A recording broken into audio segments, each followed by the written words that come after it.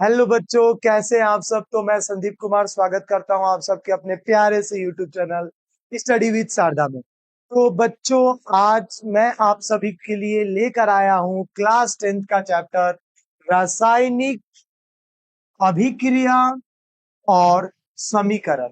अभी तक आप लोगों को YouTube पे केवल इंग्लिश वर्जन मिलता था, लेकिन अब आपको सारे वीडियोस स्टडी विद शारदा के चैनल पे हिंदी मीडियम में मिल जाएंगे। तो सबसे पहले अगर चैनल को नहीं किया है सब्सक्राइब तो कर लीजिए सब्सक्राइब, और जल्दी से शेयर कर दीजिए अपने सारे दोस्तों के बीच में। चैप्टर का नाम रहने वाला है रासायनिक अभिक्रिया और समीकरण। तो स्टार्ट करते हैं बिना लेट किए आज की क्लास। तो बच्चों देखो, रासायनिक अभिक्रिया, सबसे पहला टर्म यही आता है कि रासायनिक अभिक्रिया क्या है। तो रासायनिक अभिक्रिया तब होती है जब एक या एक से अधिक पदार्थ, यानी कि जब दो लोग मिलते हैं ना, तो आपस में अभिक्रिया होती है। अब आप कुछ और मत समझना कि दो लोग मिलेंगे तो अभिक्रिया होगी। यहाँ एलिमेंट्स की बात हो रही है, यहाँ सब्सटेंस की बात हो रही है, जिन्हें अभिकारक कहा जाता है। जो रासायनिक अभिक्रिया में भाग लेते हैं ना, उन्हें क्या कहा जाता है? अभिकारक कहा जाता है। और ये संयोजित होकर, संयोजित होने का मतलब होता है आपस में मिलकर, मिलकर क्या करते हैं? एक नया पदार्थ बनाते हैं। और इस नए पदार्थ को कहते हैं बच्चा उत्पाद। क्या कहते हैं? उत्पाद। तो इसे ही बोलते हैं रासायनिक अभिक्रिया। जनरली क्या है रासायनिक अभिक्रिया का मतलब? क्या है कि अभिकारक, यानी कि जो अभिकारक होते हैं ये मिलकर किसका निर्माण करते हैं? उत्पाद का निर्माण करते हैं। इसी प्रक्रिया को रासायनिक अभिक्रिया कहते हैं। बस सिंपल, अभिकारक का उत्पाद के रूप में बदल जाना रासायनिक अभिक्रिया कहलाता है। अब आपको देखो यहाँ पे कार्बन दिख रहा है, और ये कार्बन प्यारे प्यारे ऑक्सीजन के साथ मिला और बना दिया carbon dioxide, CO2, carbon dioxide. अब ये कार्बन डाइऑक्साइड कुछ नया बना, तो इसे हम कहेंगे उत्पाद। क्या कहेंगे बच्चों? उत्पाद कहेंगे। और अभिकारक क्या क्या होंगे? तो अभिकारक होंगे कार्बन और ऑक्सीजन। अभिकारक होंगे आपको कार्बन और ऑक्सीजन। अब आपको नीचे ये बात लिख के हमने बताया है कि अभिकारक किसे कहते हैं? पदार्थ जो रासायनिक अभिक्रिया में भाग लेते हैं, यानी जो जो पदार्थ जाके रासायनिक अभिक्रिया करेंगे उसे अभिकारक कहते हैं। और अभिक्रिया के बाद नए पदार्थ जो बनते हैं उसे हम उत्पाद कहते हैं। क्या कहते हैं बच्चों? उत्पाद कहते हैं। तो दो चीजें आई होप कि आप सभी को क्लियर हो गया होगा। एक एग्जांपल मैं आपको और दे देता हूं, जैसे कि हाइड्रोजन प्लस ऑक्सीजन, ये आपस में मिले। हाइड्रोजन जाके मुलाकात की किससे? ऑक्सीजन से, और क्या बना दिया?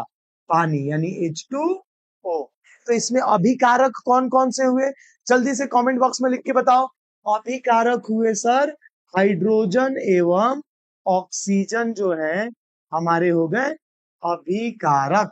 और हमारे उत्पाद क्या हुए? तो उत्पाद हो गया जल। वाटर जो है हमारा, जो जल है, वो हमारा हो गया उत्पाद। तो आई होप कि आप सभी को रासायनिक अभिक्रिया क्या है क्लियर हो गया होगा। अब बच्चों अगले स्लाइड में बात करेंगे कि रासायनिक समीकरण क्या है। क्या है रासायनिक समीकरण? अब मेरे बच्चों समझिए कि जो अभिक्रिया होती है, अब जो अभिक्रिया होती है उसको आप सिंबल्स के फॉर्म में लिख दो, संकेत के फॉर्म में लिख दो। सर संकेत क्या है? हमारे गांव में एक डॉक्टर थे, उनका नाम था संकेत। तो मैं अब ये नहीं कि आपको डॉक्टर की बात कर रहा हूं मैं, ठीक है। सिंबल, सिंबल मतलब संकेत, यानी कि जैसे कि CH4 2O2, इसकी बात हो रही है बच्चा। किसकी बात हो रही है? CH4 और ऑक्सीजन की बात हो रही है। क्लियर है? देखो, रासायनिक समीकरण किसी रासायनिक अभिक्रिया का सांकेतिक निरूपण है। एग्जैक्टली सांकेतिक निरूपण का मतलब होता है कि सिंबल। क्या होता है बच्चा? सिंबल, यानी केमिकल इक्वेशन को सिंबल यानी सांकेतिक निरूपण देना क्या कहलाता है? रासायनिक समीकरण कहलाता है। अब जैसे कि मैग्नीशियम ने ऑक्सीजन के साथ अभिक्रिया कर लिया, तो आप आगे बोलते हो कि भाई मैग्नीशियम ने ऑक्सीजन के साथ अभिक्रिया करके मैग्नीशियम ऑक्साइड बना दिया। तो अब इसको बोलने में तो टाइम लग गया, तो आप क्या लिखोगे? Mg+O2 MgO। बहुत सिंपल लिख दोगे कि भाई जी Mg ने किसके साथ अभिक्रिया कर लिया है, ऑक्सीजन के साथ, और क्या बना दिया, Mg, सॉरी बेटा, MgO। अब ये अभिक्रिया को आपने सिंबल के फॉर्म में लिख दिया। ठीक उसी प्रकार जैसे जब मीथेन, अब मीथेन का फॉर्मूला क्या होता है, CH4, इसे बोलते हैं मीथेन, इसे बोलते हैं मीथेन, CH4। इसको हमने ऑक्सीजन में जलती जलाया, ऑक्सीजन ने क्या किया, जला दिया, तो क्या बना बेटा, कार्बन डाइऑक्साइड, यानी तब बना CO2 और पानी, और तब बना H2O। यहाँ आपको सिंबल्स आपको दिखने को मिल रहे हैं, ये CH4 और ये ऑक्सीजन, क्या बनाया भाई, ये बनाया कार्बन डाइऑक्साइड और ये बनाया वाटर। क्लियर है। अब इन सिंबल्स को क्या बोलते हैं, इन पूरे सिंबल्स को क्या बोलते हैं, इन्हें बोलते हैं रासायनिक समीकरण, इन्हें बोला जाता है रासायनिक समीकरण। अभिक्रिया को एक सांकेतिक रूप दे देना, किसी अभिक्रिया को एक सिंबल के फॉर्म में लिख देना, कहलाता है रासायनिक समीकरण। अब इस रासायनिक समीकरण में ये जो दो प्यारे गुल्लू मुल्लू है, ये है हमारे अभिकारक, ये हमारे क्या है, अभिकारक, जो अभिक्रिया करने के लिए गए, जिनका मन था कि हम अभिक्रिया करेंगे, वो अभिकारक। और जो ये दो नए पदार्थ बने, उनका नाम हुआ उत्पाद। यानी अभिक्रिया करते समय हमेशा हमारे पास जो सबसे पहले होता है उसे हम अभिकारक कहते हैं, जो बाद में बनता है उसे उत्पाद कहते हैं। और किसी समीकरण को, किसी भी समीकरण को एक सांकेतिक निरूपण देना, रिपीट करता हूं बेटा, सांकेतिक निरूपण देना रासायनिक समीकरण कहलाता है। तो दो चीजें आई होप कि क्लियर हो गया होगा। अब हम बात करेंगे बच्चों, पहले स्क्रीनशॉट लेते चलिएगा। अब हम बात करेंगे रासायनिक अभिक्रिया का अवलोकन कैसे करेंगे। अब मान लो अभिक्रिया हो गया, आपस में ये मिल चुके, तो मिलने के बाद तो कुछ परिवर्तन दिखेगा। अब आप गए किसी से मिलने और मिलकर आए, और आपके चेहरे का स्माइल बता देगा कि आप किसी न किसी से मिलकर आ रहे हो, किसी न किसी से मिलके आ रहे हो, वो चेहरे की स्माइल बता देगी। उसी तरह बेटा रासायनिक अभिक्रिया जब होता है तो कुछ चीजें बदल जाती है, कुछ नया बनता है। क्या क्या चीजें बदलती हैं उनको हमने अवलोकन यानी आइडेंटिफाई किया, ऑब्जर्व किया, और अभी आपको बताएंगे। जैसे कि सबसे पहले होता है अवस्था में परिवर्तन, यानी पदार्थ की अवस्था बदल जाती है। पदार्थ की, ये इंपॉर्टेंट है, इसे स्टार लगा लो। ये जितने मेरे बच्चे CBSE 2026 वाले स्टूडेंट हैं, ठीक है, या उसके बाद भी जो मेरे बच्चे वीडियोस देख रहे हैं, वो इस बात को ध्यान रखना बेटा, हिंदी मीडियम का सारा कंटेंट आपको मिल तो रहा है, लेकिन आप इससे ना स्टार लगा लगा के ना अच्छे से नोट्स बना लो, अच्छे से नोट्स बना लो। इसलिए कि क्वेश्चन जहां से आएंगे वहां मैं आपको बताते चलूंगा। क्या क्या आएगा कि रासायनिक अभिक्रिया के अवलोकन बताएं, क्या क्या आप होते हैं, ऑब्जर्वेशन क्या क्या होते हैं, इसमें से क्वेश्चन आता है। पहला आता है अवस्था में परिवर्तन, यानी कि अभिकारक से जब उत्पाद बनता है ना, तो उसका अवस्था बदल जाता है। जैसे कि ये हाइड्रोजन और ये ऑक्सीजन। हाइड्रोजन क्या है बेटा, गैस है सर, हाइड्रोजन क्या है, गैस है। और ऑक्सीजन भी क्या है, गैस है। और जब हाइड्रोजन की मुलाकात ऑक्सीजन से होती है, तो हाइड्रोजन ऑक्सीजन को प्रपोज करता है, मिलते हैं, मिलने के बाद ये पानी पानी हो जाते हैं, और ये बनाते हैं द्रव। क्या बनाते हैं बेटा, द्रव, यानी लिक्विड बना देते हैं। यहाँ आप देख रहे हो कि अवस्था बदल रहा है, तो गैस मिल रहे हैं मगर चुपके चुपके, और क्या बना रहे हैं, द्रव बना रहे हैं भाई। पहला पॉइंट क्लियर हो गया, पहला पॉइंट क्लियर हो गया कि अवस्था में परिवर्तन होता है। दूसरा होता है गैस का निकास, विकास नहीं निकास, यहाँ पे मैं इसको सही कर देता हूँ, गैस का निकास होता है। निकास का मतलब बाहर निकलना। इससे क्या होता है बेटा, गैस बाहर निकलते हैं। जब अभिक्रिया होती है तो गैसें बाहर निकलती हैं। जैसे कि आपको यहाँ पे दिया है कि एक कॉर्क लगा दिया गया है, ग्लास का ट्यूब है, कॉनिकल फ्लैक्स है कोन की तरह, इसके अंदर डिल्यूट H2SO4 डाला गया है, सल्फ्यूरिक अम्ल, डिल्यूट मतलब पानी वाला H2SO4 डाला गया है।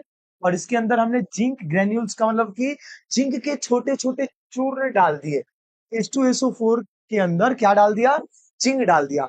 अब आप देखोगे कि रिएक्शन जब होगा तो ये जिंक जाके इसके SO4 को चुरा ले जाऊंगा, मतलब उठा ले जाऊंगा तुझे मैं डोली में, देखते रह जाएंगी सखिया तुम्हारी। क्यों? क्योंकि SO4 अब किसके साथ जाएगा? जिंक के साथ। SO4 जाएगा जिंक के साथ, और हाइड्रोजन बेचारा चुपचाप क्या हो जाएगा? इवोल्यूशन यानी निकास हो जाएगा हाइड्रोजन का। इस रिएक्शन के बाद हाइड्रोजन बाहर निकलेगा। फिर से देखो, दूसरा परिवर्तन क्या दिखता है कि अगर अभिक्रिया होती है तो कुछ गैसें बाहर निकलती हैं।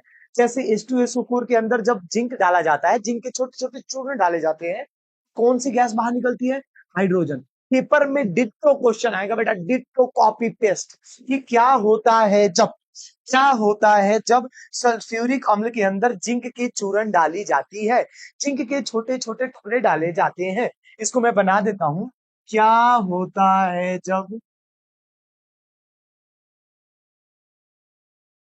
क्या होता है जब H2SO4 में जेडन के टुकड़े डाले जाते हैं? क्योंकि जेडन हाईली रिएक्टिव होता है, अधिक सक्रिय तत्व होता है।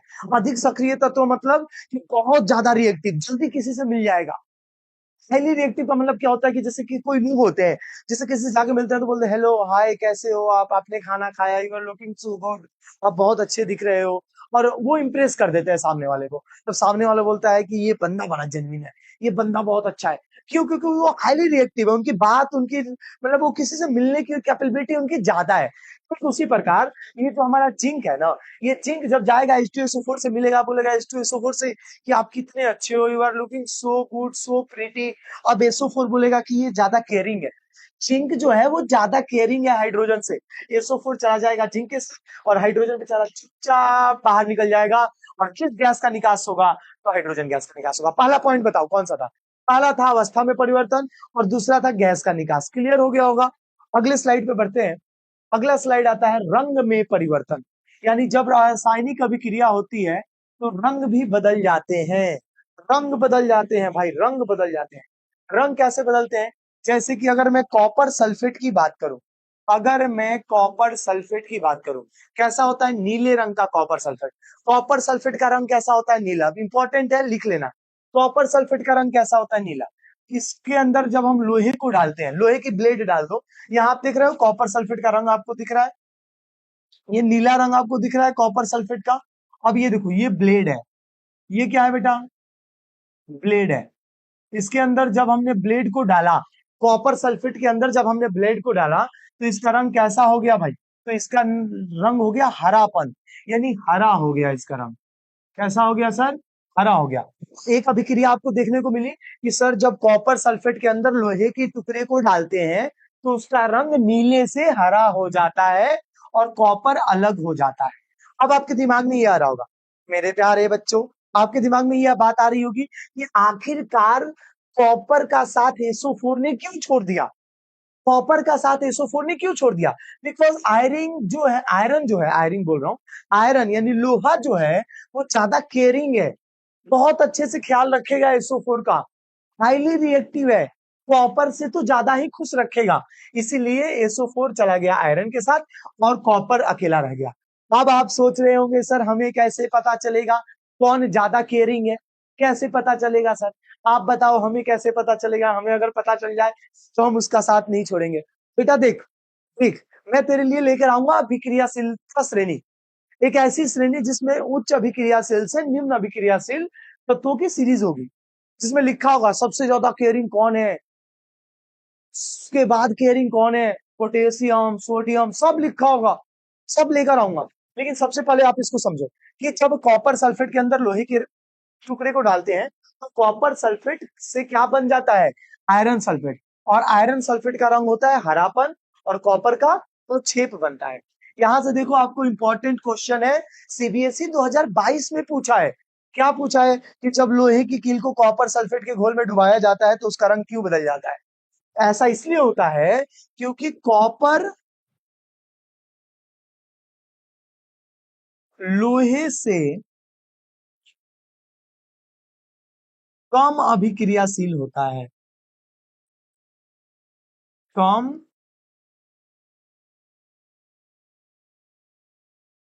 कम अभिक्रियाशील होता है, इसलिए लोहा CuSO4 से कॉपर को हटा देता है। क्यों हटा देता है? बोलता है भाई तू उतनी केयरिंग नहीं है, तो उसको खुश नहीं रह सकता, तू छोड़ दे, तू मेरे को दे दे, तू मेरे को दे दे SO4 का, SO4 को मैं खुश रखूंगा, मैं उसे पैसिफिक ले जाके मॉल में शॉपिंग कराऊंगा, उसको ले जाकर मूवी दिखाऊंगा। तो कॉपर बोलता है कि भाई मैं तो SO4 का साथ नहीं छोड़ूंगा, तो नहीं छोड़ूंगा। तो आयरन आता है और ऐसे SO4 को दबोचता है और अपने साथ ले जाता है, कॉपर देखता रह जाता है। ठीक उसी प्रकार देखना बेटा, अगर आप लोग अभी नहीं पढ़ोगे ना, कोई आएगा और आपके सामने उसको लेके चला जाएगा और आप कुछ नहीं कर पाओगे। इसलिए बोलता हूँ पढ़ लो, इसलिए बोलता हूँ पढ़ लो, नहीं तो एक दिन वो भी चली जाएगी आपके मतलब सामने से, और आप कुछ नहीं करोगे। समझ रहे हो ना? इसलिए पढ़ाई कर लो। अब देख बेटा, रंग में परिवर्तन क्लियर हो गया सर। उसके बाद रंग में परिवर्तन का एक और एग्जाम्पल आपको मैं देता हूँ, एक और एग्जाम्पल, खूबसूरत सा एग्जाम्पल जिसपे क्वेश्चन आते हैं। ये है पोटेशियम डाइक्रोमेट। इसका फॉर्मूला होता है K2Cr2O7। K2Cr2O7 का कलर कैसा है आप देख रहे हो? इसका कलर है नारंगी। कैसा कलर है? नारंगी, ऑरेंज। और इसके अंदर से जब हम SO2 गैस पास करते हैं, सल्फर डाइऑक्साइड गैस पास करते हैं, तो उसका रंग कैसा हो जाता है? हरा हो जाता है। क्वेश्चन कैसे आएगा? क्या होता है जब पोटेशियम डाइक्रोमेट से सल्फर डाइऑक्साइड गैस पास किया जाता है, तो उसका रंग कैसा बदल जाता है बेटा? हरा हो जाता है। पहला क्वेश्चन कि कॉपर सल्फेट का रंग आयरन सल्फेट में चेंज होते ही कैसा हो जाता है? हरा हो जाता है। कॉपर सल्फेट का रंग कैसा था सर? नीला था। आयरन सल्फेट का रंग कैसा हो गया सर? हरा हो गया। दूसरी बात, K2Cr2O7 जिसको बोलते हैं पोटेशियम डाइक्रोमेट, कैसे रंग का होता है? नारंगी रंग का होता है। और जब इससे सल्फर डाइऑक्साइड गैस पास किया जाता है, तो उसका रंग कैसा हो जाता है बेटा? हरा हो जाता है। इसे भी नोट कीजिए जल्दी से। चलो, अभी हमने कौन कौन से परिवर्तन देख लिए। तो हमने पढ़ा सर अवस्था में परिवर्तन हो जाता है, उसके बाद कुछ गैस के निकास होते हैं, रंग में परिवर्तन हो जाता है, और एक चीज परिवर्तन आपको और देखने को मिलेगा जो कि है तापमान में परिवर्तन। यानी जब रासायनिक अभिक्रिया होती है तो तापमान भी बदल जाता है, मतलब टेम्परेचर चेंज हो जाता है। कैसे होता है सर? जब कोई रासायनिक अभिक्रिया होती है तो ऊर्जा या तो मुक्त होती है या अवशोषित होती है। या तो वो एनर्जी को लेगी, कैसे एनर्जी ऑब्जॉर्व करेगी, नहीं तो एनर्जी को रिलीज करेगी। आओ देखते हैं कैसे। देख बेटा, एक अभिक्रिया होता है उष्माक्षेपी। उष्माक्षेपी को ऐसे समझने की कोशिश करना कि उष्मा बाहर निकलेगा। उष्माक्षेपी में उष्मा कहाँ निकलेगा? बाहर निकलेगा। ऐसी अभिक्रिया जिसमें उष्मा बाहर निकले, ऐसे धक धक धक धक धक धक धक धक धक धक धक धक, उसे बोलते हैं उष्माक्षेपी। उष्मा शोषी, उष्मा शोषी में उष्मा अवशोषण होगा। उष्मा का क्या होगा? अवशोषण होगा। यानी उसमें एलिमेंट्स उष्मा को ऑब्जर्व करेंगे, कुछ कुछ कुछ कुछ कुछ कुछ कुछ कुछ कुछ कुछ ऑब्जर्व करेंगे। अब देखो, जैसे एग्जांपल से आपको दिख रहे हो, ये लकड़ी जल रही है तो रिलीज कर रही है हीट को, ऐसे आग निकल रहा है धक धक धक धक धक धक धक धक। बेटा उष्मा क्षेपी अभिक्रिया है। लेकिन ये देखो बेटा, ऑब्जॉर्व हीट, यहाँ आपको बर्फ पिघलते हुए दिख रहा है। ये बर्फ क्यों पिघल रहा है? क्योंकि ये हीट को ऑब्जॉर्व कर रहा है। जब ये हीट को ऑब्जॉर्व कर रहा है तो वो धीरे धीरे धीरे धीरे पिघलता जा रहा है। अब देखो यहाँ पे, एक अभिक्रिया जो उष्मा के रूप में ऊर्जा मुक्त करे, जो उष्मा के रूप में, हीट के रूप में एनर्जी उसमें बाहर निकालेगा, एनर्जी बाहर निकाल रहा है। उष्मा बाहर निकालना मतलब एनर्जी बाहर निकालना। जैसे कि आप दौड़ते हो, दौड़ रहे हो दौड़ रहे हो दौड़ रहे हो, और आपकी एनर्जी बाहर निकल रही है क्योंकि आप थक रहे हो, एनर्जी तो आपका वेस्ट हो रहा है। अब बेटा आप गर्म हो जाते हो, बोलते हो गर्म कैसे हो गए? तो बेटा वो हीट होती है जो एनर्जी के फॉर्म में बाहर निकलती है, या एनर्जी होती है जो हीट के फॉर्म में बाहर निकलती है। क्लियर बेटा? ठीक है। जैसे कि उदाहरण CH4, मीथेन को मैंने ऑक्सीजन के प्रेजेंस में जब जलाया तो कार्बन डाइऑक्साइड के साथ साथ वाटर बना, और साथ में एनर्जी क्या हो गई? बाहर निकल गई।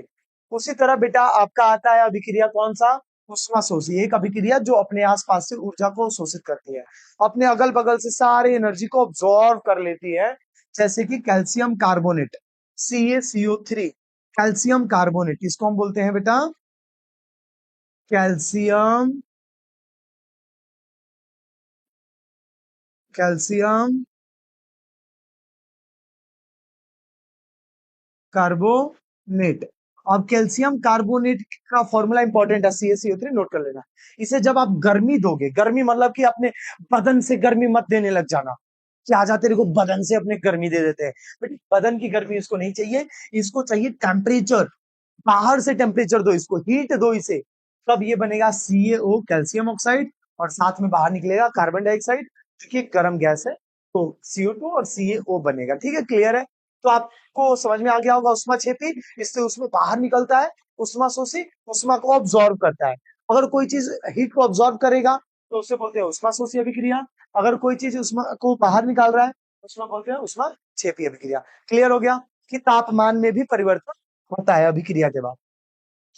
उसके बाद बेटा लास्ट और चौथा पॉइंट, अवक्षेप का निर्माण, यानी सबसे लास्ट में आता है कि अवक्षेप का भी निर्माण होता है। पहला क्या था? अवस्था में परिवर्तन।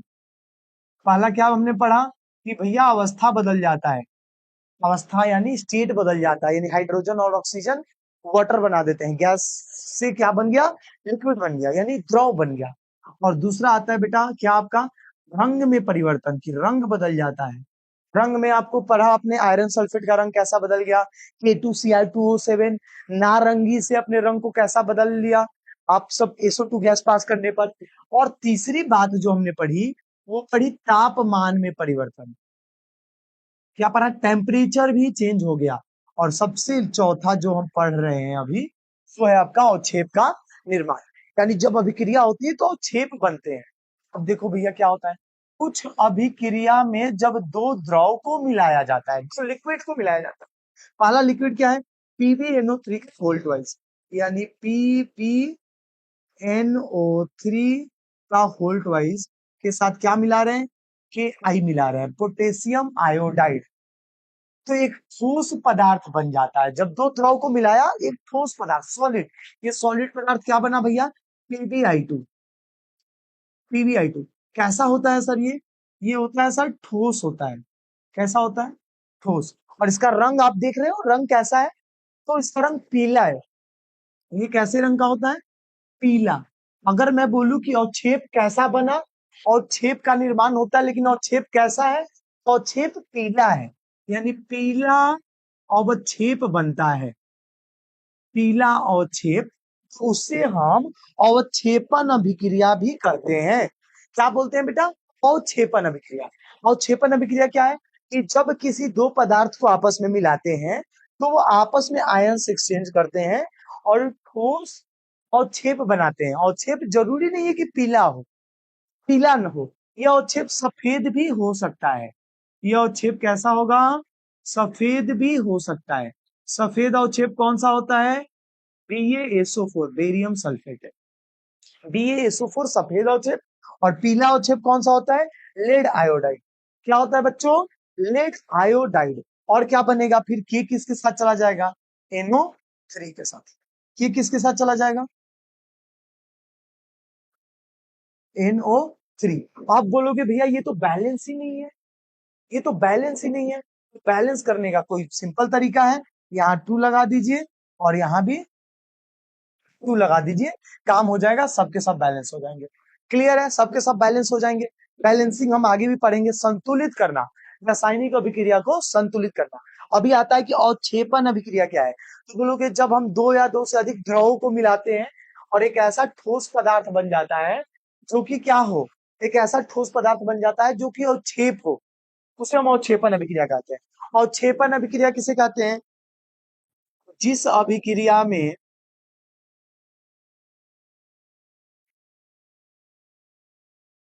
जिस अभिक्रिया में आयनों के आदान प्रदान के फलस्वरूप, आयनों के आदान प्रदान के फलस्वरूप ठोस अवक्षेप बनता है, ठोस अवक्षेप बनता है उसे अवक्षेपण अभिक्रिया कहते हैं। अब ये जो ठोस अवक्षेप होता है, सफेद होगा तो बेरियम सल्फेट, पीला होगा तो लेड आयोडाइड PbI2। क्या होगा? PbI2। इंपॉर्टेंट है, सफेद अवक्षेप कौन सा है? सफेद अवक्षेप कौन सा है? BaSO4। पीला अवक्षेप कौन सा है? PbI2। ये ध्यान रखना बच्चों, इंपॉर्टेंट है। इन दोनों पे क्वेश्चंस एग्जाम में आते हैं, स्क्रीनशॉट लीजिए, आगे बढ़ जाते हैं। और अगला आ गया एक नोट। नोट मतलब कि 10 और 50 का नोट की बात नहीं हो रही। अब आपने सोचा कि भाई अभिक्रिया तो कर लोगे, लेकिन अभिक्रिया करने के बाद मुंह कहाँ छुपाओगे? रंग बदल जाएगा, अवस्था बदल जाएगी, तापमान बदल जाएगा, और नहीं तो नहीं अवक्षेप भी बन जाएंगे। नोट में क्या कह रहा है? कह रहा है कि रासायनिक अभिक्रियाओं में अक्सर ऊर्जा का उत्सर्जन या अवशोषण शामिल होता है। यानी कहने का मतलब कि अगर रासायनिक अभिक्रिया होगी, जब दो अभिकारक मिलेंगे और अभिकारक मिलकर किसका निर्माण करेंगे? उत्पाद का। तो इसी प्रक्रिया को रासायनिक अभिक्रिया कहते हैं। क्या कहते हैं? रासायनिक अभिक्रिया। और रासायनिक अभिक्रिया का सांकेतिक रूप, रासायनिक अभिक्रिया का सांकेतिक रूप रासायनिक समीकरण कहलाता है।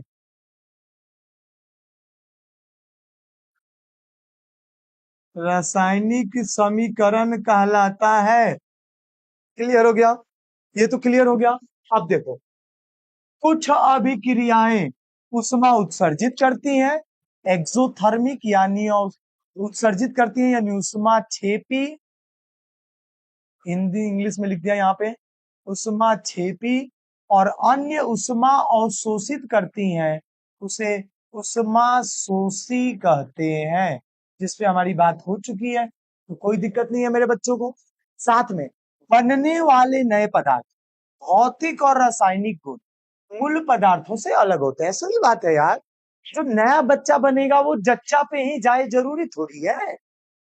यानी बच्चा मैं बायो नहीं पढ़ा रहा, बट यहाँ पे बच्चा बोलने का मतलब उत्पाद जो है वो अभिकारक के हूबहू नहीं होगा।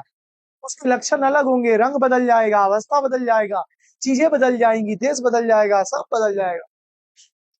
ठीक है। अब आता है बच्चों रासायनिक समीकरण को लिखना। कैसे लिखेंगे रासायनिक समीकरण को? कैसे लिखेंगे रासायनिक समीकरण को? तो देखो, शब्द समीकरण। शब्द समीकरण का मतलब कि जब मैग्नीशियम का चक्कर ऑक्सीजन के साथ चल रहा था तो मैग्नीशियम ऑक्साइड बन रहा था। जब हाइड्रोजन अपना नैन मेटक का ऑक्सीजन के साथ कर रहा था तो वाटर बन रहा था। इस बात को मैं स्टेटमेंट फॉर्म में बोल रहा हूँ, अब आप सिंबल्स के फॉर्म में बोल रहे हो, इशारों में, मम्मी हाइड्रोजन ऑक्सीजन ऐसे वाटर। तो ये जो सिंबलिक फॉर्म हुआ उसे हम बोलते हैं प्रतीकात्मक समीकरण, यानी रासायनिक समीकरण। यहां रासायनिक समीकरण लिख लो, उसे हम बोलते हैं रासायनिक समीकरण। यानी पदार्थों के नामों का उपयोग करके रासायनिक समीकरण का निरूपण, यानी रासायनिक अभिक्रिया का रासायनिक समीकरण कहलाता है। अच्छा, ये वर्ड थोड़ा हिंदी में अजीब लग रहा है, फिर से पढ़ लेता हूँ। पदार्थों के नामों का उपयोग करके रासायनिक अभिक्रिया का निरूपण रासायनिक समीकरण कहलाता है। Exactly। यानी उनके नामों में छुपा है, जैसे मैग्नीशियम की जगह Mg, ऑक्सीजन की जगह O2, कैल्शियम की जगह Ca। तो ये जो चीजें हो ना, ये जो चीजें आप Ca बोल रहे हो, वो मेरा प्यारा Ca कैल्शियम, तो वो जो है ना बेटा, ये सिंबल्स यूज कर रहे हो, ये सिंबल को बोलते हैं रासायनिक समीकरण। रासायनिक सूत्रों का उपयोग करके अधिक सटीक निरूपण, यानी समीकरण का उपयोग करके हम उसे आसान बना देते हैं। जैसे magnesium plus oxygen, magnesium oxide. तो आपको ये बात पहले भी मैंने बता दिया था कि अभिक्रिया को संकेत के रूप में लिखना। संकेत के रूप में मतलब मैं ये नहीं बोलूंगा कि हाइड्रोजन और ऑक्सीजन और वो लाइन मार रहा है, ये नहीं बोलूंगा। मैं बोलूंगा H2 plus O2, H2 plus O2 2H2O। Clear हो गया, बात हो गई क्लियर कि H2 + O2 2H2O यही कहलाता है रासायनिक समीकरण। और ये जो आपस में गुटरगु कर रहे हैं, ये अभिक्रिया कर रहे हैं।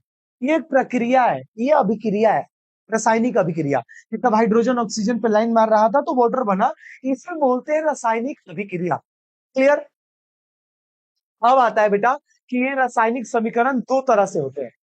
पहला होता है संतुलित रासायनिक समीकरण और दूसरा होता है असंतुलित रासायनिक समीकरण।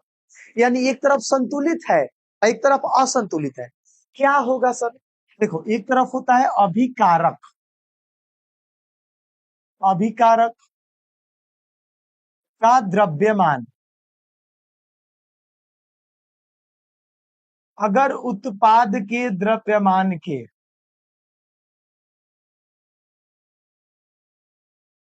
उत्पाद के द्रव्यमान के यानी जितना मास अभिकारक का होगा उतना ही उत्पाद का भी हो, तो बोलेंगे संतुलित है। संतुलित है, जैसे कि आ जाओ देखो, कार्बन प्लस ऑक्सीजन क्या बना? CO2। अब आप अभिकारक में देखो, कौ गो कार्बन? एक गो सर जी। बगल में पड़ोसी के पास जाओ उत्पाद में, कौ गो कार्बन? एक गो सर जी। बात बराबर, बिल्कुल बराबर, संतुलित है। ऑक्सीजन कौ गो सर जी? दो गो। उधर कौ गो सर जी? दो गो। दोनों बराबर है, तो इसे बोलते हैं संतुलित रासायनिक समीकरण। यानी दोनों तरफ बात बराबर है सर जी, संतुलित रासायनिक समीकरण। अब आता है असंतुलित रासायनिक समीकरण, कि जब असंतुलित हो। असंतुलित मतलब तुम उसको हाय हेलो कैसी हो, खाना खाया बाबू ने, मैसेज कर रहे हो और उसने बोला यस, बस। ठीक है। अब मैं, आप इस इधर से बोले हेलो बेबी ने खाना खाया, उधर उसने बोला हाँ मैंने खाना खाया, आपने खाया। बैलेंसिंग है ना, मजा आ रहा है ना दोनों तरफ से। असंतुलित में क्या होगा कि ऐसा नहीं होगा। अभिकारक का द्रव्यमान, अभिकारक का द्रव्यमान जो उत्पाद के द्रव्यमान के बराबर नहीं होगा। अभिकारक का द्रव्यमान उत्पाद के द्रव्यमान के बराबर नहीं होगा, तो उसे बोलते हैं असंतुलित। और इसे कंकाली रासायनिक समीकरण भी कहते हैं बेटा। कंकाली आ जाता है पेपर में, रासायनिक समीकरण। अब बात आती है कि सर कंकाली रासायनिक समीकरण, असंतुलित रासायनिक समीकरण और संतुलित रासायनिक समीकरण क्लियर हो गया होगा। अब आता है कि सर हमें संतुलित करने की जरूरत क्यों है, काहे करे संतुलित? तो क्यों करोगे बताता हूं। हमारे जो लेवोजियर साहब है ना, लेवोजियर, उन्होंने एक सिद्धांत दिया। उस सिद्धांत का नाम था द्रव्यमान संरक्षण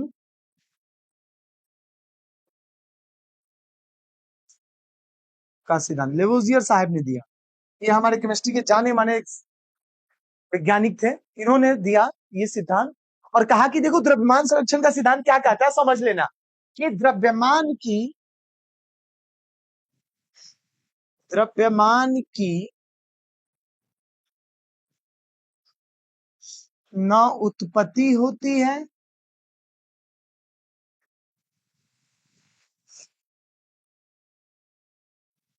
और ना ही नष्ट किया जा सकता है।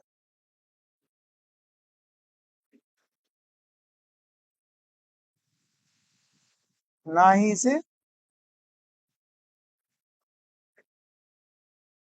नष्ट किया जा सकता है। जब हमने बोला भाई ना उत्पत्ति कर सकते हैं ना ही नष्ट कर सकते हैं, तो हमारा जो अभिकारक है उस द्रव्यमान उत्पाद में जाते जाते कहाँ जा रहा है? कहाँ जा रहा है भाई? कहाँ? अभिकारक का द्रव्यमान जितना था उत्पाद में क्यों नहीं है? क्यों नहीं है भाई? जब तुम बोल रहे हो कि द्रव्यमान कहीं नहीं जाता, द्रव्यमान चीट नहीं कर रहा, द्रव्यमान अच्छा बच्चा है, तो द्रव्यमान जा कहाँ रहा है?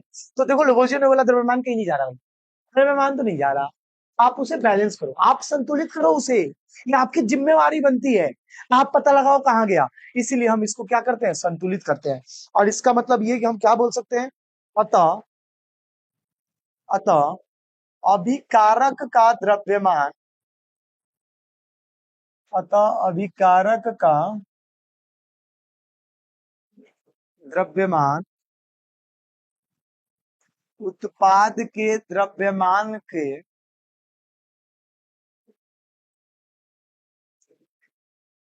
बराबर होता है। अब जब अभिकारक का द्रव्यमान उत्पाद के द्रव्यमान के बराबर ही होता है, बराबर ही होता है, तो असंतुलित क्यों है? संतुलित कर ले भाई, संतुलित कर ले। दो चीजें समझ में आ गई कि संतुलित में अभिकारक और उत्पाद इक्वल होते हैं, असंतुलित में अभिकारक उत्पाद के इक्वल नहीं होता है। अगर इक्वल नहीं है तो इक्वल करना, किसने मना किया है? इक्वल कर। अब इक्वल करने के लिए एक नया टॉपिक बनता है, how to balance chemical equation. रासायनिक अभिक्रिया को, रासायनिक समीकरण को संतुलित कैसे करें? How to balance chemical equation, कैसे संतुलित करेंगे? अब हमारा पहले स्क्रीनशॉट ले लो, फिर हम बढ़ते हैं अगले स्लाइड पे, ठीक है? और अगले स्लाइड में क्या कर रहा है कि रासायनिक समीकरणों को संतुलित करना, यानी बात होगी कि कैसे संतुलित करें रासायनिक समीकरण को। तो पहले कुछ पॉइंट्स पढ़ लेते हो। समीकरण के दोनों और प्रत्येक तत्व के परमाणुओं की संख्या समान होनी चाहिए। नियम ये कहता है कि दोनों तरफ समान होना चाहिए। अच्छा, संतुलित रासायनिक समीकरण का एक उदाहरण समझा देता हूं, जैसे कि H2 प्लस O2 बना दिया H2O। अब देखो H2 हाइड्रोजन दो गो है, उधर भी हाइड्रोजन दो है, दो ठो, इधर ऑक्सीजन दो ठो है, उधर एगो कहा गया, भाग गया किसी के साथ। तो बेटा उसको खोज के लाना पड़ेगा ना। तो उसको खोज के लाने के लिए सबसे पहले कि दोनों तरफ, अभिकारक के तरफ और उत्पाद के तरफ, दोनों तरफ संख्या क्या होनी चाहिए? समान होनी चाहिए। दे दिया द्रव्यमान संरक्षण नियम, किसने दिया? लेवोजियर अंकल ने, लेवोजियर ताऊ ने दिया है। द्रव्यमान संरक्षण का सिद्धांत हमारे लेवोजियर अंकल ने दिया है। बोले कि भाई द्रव्यमान की तो बराबर संख्या होनी चाहिए दोनों तरफ, तत्वों के परमाणुओं की संख्या समान होनी चाहिए दोनों तरफ। कहाँ कहाँ? अभिकारक और उत्पाद में। संतुलन के नियम भी बताए गए। असंतुलित समीकरण को लिखें, सबसे पहले उसे प्यार से ऐसा कुछ लिख देना जो समीकरण असंतुलित हो, और लिखने के बाद दोनों पक्षों पर प्रत्येक तत्व के परमाणुओं की संख्या गिने। अब इधरों गिनो कि रिएक्टेंट में कौन है, जैसे ये देखो H2 प्लस O2 H2O लिख दिए पहले, असंतुलित लिख दिए। आप परमाणुओं की संख्या गिनो कि इधर हाइड्रोजन है दो ठो, इसको ऐसे बांट दो, रिएक्टेंट प्रोडक्ट अभिकारक को इंग्लिश में बोलते हैं, ठीक है? तो इधर हाइड्रोजन है दो ठो, इधर प्रोडक्ट में है दो ठो, ठीक है? गुणांक से पहले की संख्या को समायोजित करके समीकरण को संतुलित करें। अब दोनों तरफ देखो कि भैया यहाँ हाइड्रोजन दो को है, एक सेकेंड उल्टा लिख दिया क्या मैंने? एक सेकेंड, नहीं नहीं सही तो लिखा था दोनों तरफ, ठीक है? ये जीरो लिख दिया मैंने ऑक्सीजन का। देखो रिएक्टेंट में हाइड्रोजन दो है और प्रोडक्ट में भी दो है, इधर लिख लेते हैं हाइड्रोजन। हाँ एक सेकेंड बेटा, क्या टेबल बना रहे हो सर, क्या बना रहे हो सर? ले भाई देखो, हाइड्रोजन रिएक्टेंट में दो गो, प्रोडक्ट में दो गो। ऑक्सीजन की चेक कर लो, ऑक्सीजन है दो ठो, रिएक्टेंट में, प्रोडक्ट में है एक ठो। तो आप इसको आप क्या करोगे? इंटू टू करोगे कि भाई दोनों तरफ इक्वल हो जाए, ठीक है? दोनों इसको इंटू टू करोगे, इसको इंटू टू करोगे तो यहाँ टू लगाओगे, यहाँ टू लगाओगे तो हाइड्रोजन अनबैलेंस हो जाएगा। अब इधर हाइड्रोजन हो जाएगा चार गो, तो इधर आपको टू लगाना पड़ेगा। समझ लो मेरी बात को? फिर से एक बार प्यार से समझ लो बेटा, कि जब ऑक्सीजन को बैलेंस करोगे तो हाइड्रोजन नाराज होगा कि हम तुमसे बात नहीं करेंगे, तुम ऑक्सीजन पे ध्यान दे रहे हो, तो फिर हाइड्रोजन को भी बैलेंस करना पड़ेगा। सुनिश्चित करे कि, सुनिश्चित करे कि प्रत्येक तत्व के परमाणुओं की संख्या दोनों पक्षों पर समान है। और जब तक रिएक्टेंट और प्रोडक्ट दोनों तरफ परमाणुओं की संख्या समान नहीं हो जाए, तब तक आप उसे समान करते रहो। इसके लिए मैं आपको एक रूल बताऊंगा सीधा सा, ABCD रूल, और इसी रूल से हम इसको सॉल्व करेंगे ताकि आसानी से चीजें बैलेंस हो जाए और बाद में चेप देंगे। क्लियर है क्या? क्लियर है? जल्दी बताओ, ABCD रूल से करेंगे। अब बढ़ते हैं अगले स्लाइड में, जिसमें हम जानेंगे कि कैसे इन क्वेश्चंस को बैलेंस करें। सबसे पहले समझ में आ गया कि असंतुलित समीकरण को लिख देना, दोनों पक्षों में परमाणुओं की संख्या गिन लेना कि बैलेंस है, कहीं पता चले बैलेंस से दिया हो और आप उसे बर्बाद करने पे तुले हो, ऐसा भी तो हो सकता है। तो पहले गिन लेना और गिनने के बाद आप उसे फिर बैलेंस करना, दोनों तरफ कुछ चीजें मल्टीप्लाई कुछ प्लस करके। कैसे करेंगे मैं आपको अगले स्लाइड में बताऊंगा, ठीक है? तो अब देखेंगे कि कैसे करते हैं इन केमिकल इक्वेशन यानी रासायनिक समीकरण को संतुलित। तो आपको ये बोर्ड पे कुछ रासायनिक समीकरण दिख रहे हैं। अब है अभी हमें इनको संतुलित करना है। जैसे कि आप देखो यहाँ पे HNO3 क्या है, CaOH का होल ट्वाइस, और क्या है CaNO3 का होल ट्वाइस, और ये क्या है H2O। क्लियर है। अब हमें क्या करना है, मैंने कौन सा रूल बताया था याद रखना है इसको सॉल्व करने के लिए, ABCD रूल। इस रूल से जो होगा संतुलन बहुत आसानी से हो जाएगा। बहुत आसानी से बड़े समीकरण को हम ABCD रूल से क्या कर सकते हैं, बैलेंस कर सकते हैं। क्या कहता है ये रूल बेटा, क्या कहता है कि सबसे पहले इसके पहले A लगा देना, इसके पहले B लगा देना, इसके पहले C लगा देना, इसके पहले D लगा देना। यानी हर एक समीकरण के, जैसे इस HNO3 के पहले A, CaOH के होल ट्वाइस के पहले B, CaNO3 के होल ट्वाइस के पहले C, H2O के पहले D। इतना काम कर लिए। अब क्या करना है, इनको अलग अलग करना। जैसे सबसे पहले आप देखो कि हाइड्रोजन है, आपको करना क्या है बच्चा कि अभिकारक यानी यहां से लेके यहां तक अभिकारक है, अभिकारक, और यहां से लेके यहां तक C से लेके D तक आपको मिलेंगे उत्पाद। इन दोनों को बराबर करना है, यही करना है ना, अभिकारक और उत्पाद को इक्वल करना है। तो आप क्या करो, इधर काउंट करो हाइड्रोजन कितना है, तो हाइड्रोजन एक है, एक हाइड्रोजन दिख रहा है आपको, तो 1 को A से मल्टीप्लाई करो, क्या आएगा 1A। 1 इंटू ए केवल A लिख सकता हूं मैं इसको केवल A लिख देता हूं, 1 इंटू ए केवल A लिख सकता हूं मैं, कोई दिक्कत नहीं है। ठीक है, हाइड्रोजन हाइड्रोजन हाइड्रोजन हाइड्रोजन। अब यहाँ देखो हाइड्रोजन कितना है, 2 है, 2 हाइड्रोजन है, होल्ट वाइज है। एक चीज समझो पहले, अगर कहीं OH का होल्ट वाइज है तो ऑक्सीजन भी 2 और हाइड्रोजन भी 2, और अगर कहीं 3O2 मिले ऐसे, तो यहाँ ऑक्सीजन 2 तो है ही और 3 भी है, तो 3 2 जा 6 हो जाएंगे, टोटल कितने हो जाएंगे 6। तो ये बेसिक चीजें ना ध्यान रखिएगा कि गलती ना हो। ठीक है बेटा। अब देखो हाइड्रोजन 2 है तो 2 इंटू बी कर दो, तो क्या आ जाएगा A+2B। यहां तक चीजें क्लियर हो गई। अब चेक करो, अब चेक करो, हाइड्रोजन हाइड्रोजन हाइड्रोजन हाइड्रोजन, यहाँ 2 है, 2 को किससे करोगे, D से, तो 2D। एरो के बाद अगर हम लिखेंगे तो इज इक्वल टू का साइन लगाएंगे, एरो से पहले लिखेंगे तो प्लस में चलेगा, सारी चीजें क्लियर। चलो, हाइड्रोजन की तो बात हो गई। अब हाइड्रोजन के बाद कौन है हमारा, कैल्शियम। छोटे छोटे एलिमेंट्स को उठाओ, कैल्शियम। अब कैल्शियम चेक करो, कैल्शियम कैल्शियम कैल्शियम नहीं है, यहाँ है कैल्शियम, कितना है सर, एक है, दिख रहा है एक है, तो 1 इंटू बी, यहाँ कैल्शियम कैल्शियम नहीं है, ये रहा 1, एक कैल्शियम यहाँ भी है देखो, सी है। ये जो 2 है बेटा वो केवल NO3 का है क्योंकि ब्रैकेट लगा हुआ है, देखो NO3 का होल ट्वाइस, तो सी तो एक ही है, तो 1 इंटू सी, यानी बी की वैल्यू किसके इक्वल आ गया, सी के। अब आप क्या करना कि जब दो टर्म मिले तो किसी एक को 1 मान लो, let C is equal to 1, मान लिया हमने C को 1, तो मेरा B तो ऑटोमेटिक 1 आ गया। और जब मेरे को B और C मिल गया तो मुझे निकालना है A और D की वैल्यू है, डेट्स इट। अब मुझे B और C मिल गया, लेकिन अब इस B और C की मदद से मैं ये तो निकाल नहीं पाऊंगा, तो मुझे एक टर्म पे और निर्भर रहना पड़ेगा। मैं चला जाता हूँ नाइट्रोजन के पास, किसके पास चला जाऊं, नाइट्रोजन के पास। करना क्या है, अभिकारक और उत्पाद को इक्वल, सिंपल, अभिकारक और उत्पाद को इक्वल। सर आपने ऑक्सीजन क्यों नहीं लिया, आप कुछ भी ले सकते हो बेटा, कुछ भी ले सकते हो, बस आप ABCD की वैल्यू निकालो, डेट्स इट। देखो अब नाइट्रोजन, नाइट्रोजन कितना है, एक है, तो 1 इंटू ए आपका आ जाएगा A, फिर नाइट्रोजन नाइट्रोजन नाइट्रोजन नाइट्रोजन। अब आपको अभी कारक में नाइट्रोजन नहीं मिलेगा, एक नाइट्रोजन बस ये आपको मिल गया, बस। अभी ये नाइट्रोजन आपको यहाँ मिलेगा 2, तो 2 गुने C करोगे तो ये आ जाएगा 2C।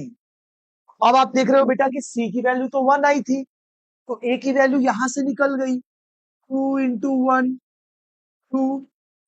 वीडियोस को थोड़ा पीछे कर करके एक दो बार देख लो, समझ जाओ, ये बहुत इंपॉर्टेंट है। ए की वैल्यू 2 आ गई, अब ए की वैल्यू 2 प्लस 2 इंटू बी की वैल्यू तो निकाला था 1, 2D, 2 और 2 4 इज इक्वल टू 2D, तो काटने के बाद डी की वैल्यू आ गई 2, हो गया भाई बैलेंस।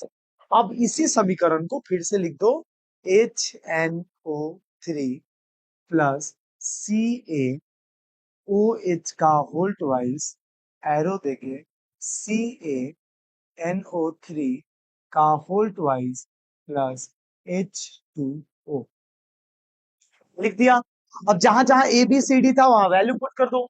ए की जगह क्या पुट करोगे? 2, तो इसके पहले आ जाएगा आपका, मैं कलर चेंज कर देता हूं, इसके पहले आ जाएगा 2। पी की जगह क्या पुट करोगे? 1, तो 1 कौन पुट करता है भाई? 1 कौन करता है? 1 छोड़ दो। सी की वैल्यू क्या? 1 छोड़ दो। डी की वैल्यू 2, तो यहाँ भी आ जाएगा 2। ये हो गया समीकरण संतुलित। अब आप चेक करो तो दोनों तरफ जितने हाइड्रोजन उतने ही ऑक्सीजन उतने ही नाइट्रोजन। चेक करके बताता हूँ। देखो हाइड्रोजन 2 और यहाँ 2, 4 हो गए। अब इधर आराम से आ जाओ, हाइड्रोजन तो है ही नहीं। यहाँ देखो 2 2 4 इक्वल आ गया। आप कुछ भी चेक कर लो, आप ऑक्सीजन चेक करवा देता हूँ, आ जाओ। 3 2 6 और 2 देख बेटा, देख ले। यहाँ 3 है लेकिन आगे 2 है, तो मल्टीप्लाई होगा ना। 3 2 6 और यहाँ 2 8। इधर चेक कर, 3 2 6 और 2 8 है। मतलब सब बैलेंस हो चुका है, कोई टेंशन नहीं है। ABCD rule is the best rule है आपका, सबसे बेस्ट है इस क्वेश्चन को बैलेंस करने का। ठीक है, क्लियर हो गया। फिर से देखो बी वाले पार्ट में पहले ए लिख लो, फिर बी लिख दो, फिर सी लिख दो, फिर डी लिख दो। लिख के तैयार। अब आ जाओ एनए के पास। एनए के पास आ जाओ। अब देख बेटा, एनए कितना है अभी कारक में? एनए तो सर एक ही है ना। एनए तो एक ही है, चक्कर एनए एक ही है। तो एक गुने ए, एनए एनए एनए एनए ये रहा। 2 इंटू सी, 2C। एनए कहीं। अब जब ए बराबर 2C मिल गया तो हम किसी एक को 1 मान सकते हैं। किसी एक को, एक को मत मानना। बोलो कि भैया एक को अगर 1 मान ले तो गलत हो जाएगा। गलत कुछ भी नहीं होता बेटा, गलत कुछ भी नहीं होता। भैया ने बोल दिया किसी एक को 1 मान ले तो मान ले। मान ले जिसको 1 करना है बेटा, मान ले 1। लेकिन सेम मानने में क्या चुल है? क्या चुल है भाई? इजी हो रहा है, आसान हो रहा है। सी को 1 मानते ही लेट सी बराबर 1। ए की वैल्यू तुरंत निकल आया, 2 इंटू 1 2। अब ए और सी दो वैल्यू तो यहीं से निकल गया। अब हमें बीडी चाहिए। बीडी मतलब ये नहीं कि जाके लाके बीडी और मार रहे हो। भैया ने बोला है बीडी चाहिए हमें, वो बीडी नहीं, बी और डी की वैल्यू चाहिए। कैसे निकलेगा? तो बी की वैल्यू हमें निकलेगा सल्फर से, निकालते हैं। चलो आ जाओ। सल्फर भैया हमें कैसे पता चलेगा? एस और ओ कहीं एक हुए?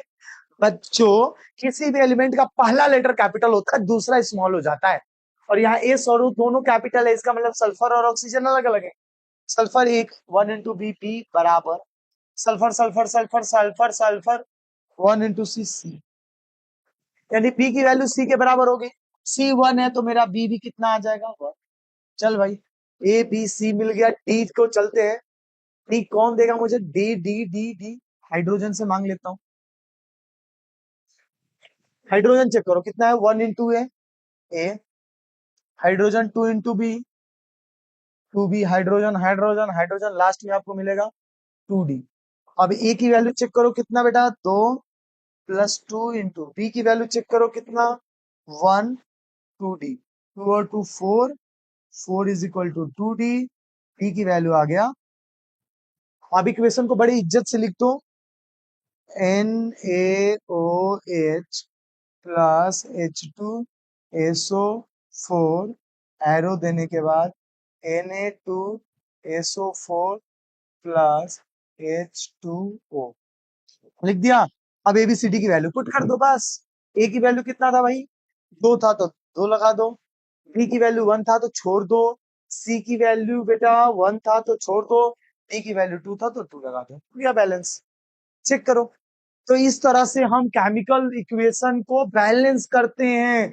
रासायनिक अभिक्रिया को बैलेंस करने के लिए रूल याद रखना, ABCD। आपको केवल एग्जामिनर बैलेंसिंग देखेगा, आप किस रूल से कर रहे हो ये इंपॉर्टेंट नहीं है बेटा। जल्दी से उड़ाओ, जल्दी से उड़ाओ इसे। अब आप इसके सी और डी पार्ट खुद से ट्राई करो।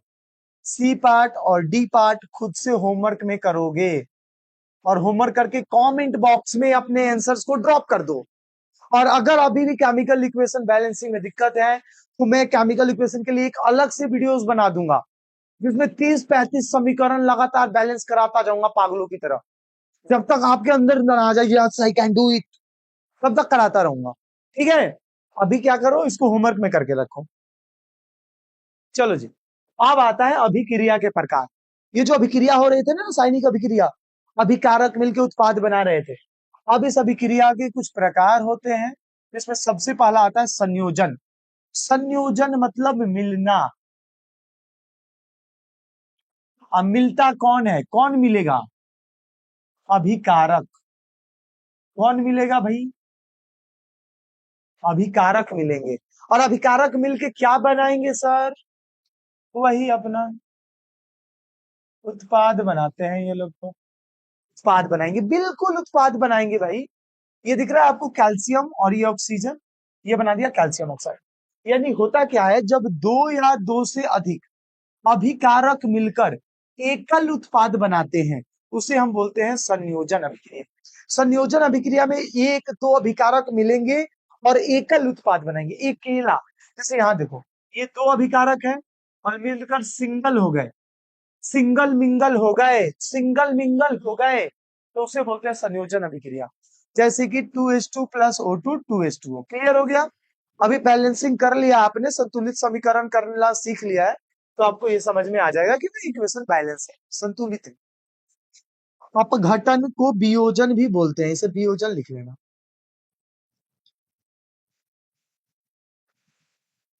वियोजन अभिक्रिया, अपघटन अभिक्रिया। इसमें क्या होता है, एकल अभिकारक टूट जाता है। इसमें अभिकारक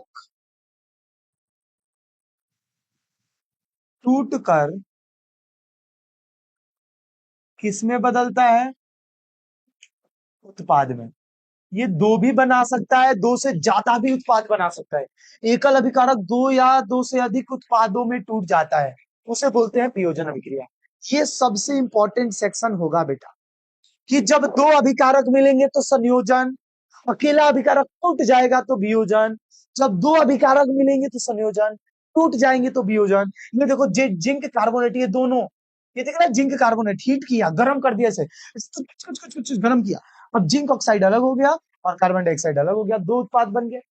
उसी तरह एल्यूमिनियम ऑक्साइड देखो, Al2O3, एल्यूमिनियम और ऑक्सीजन में बदल गया।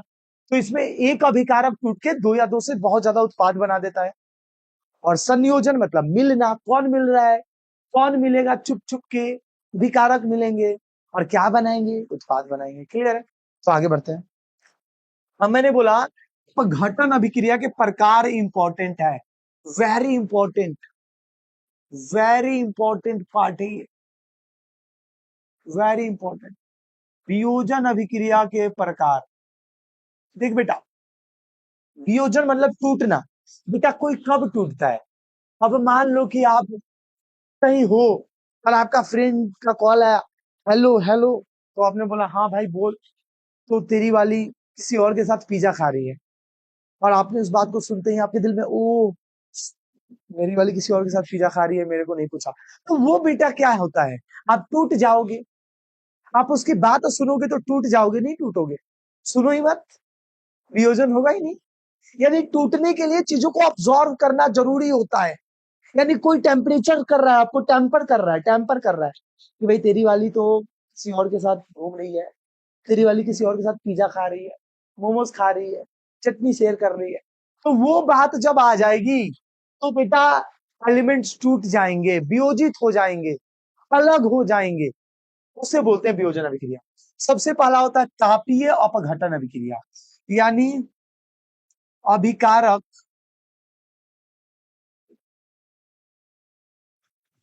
गर्म करने पर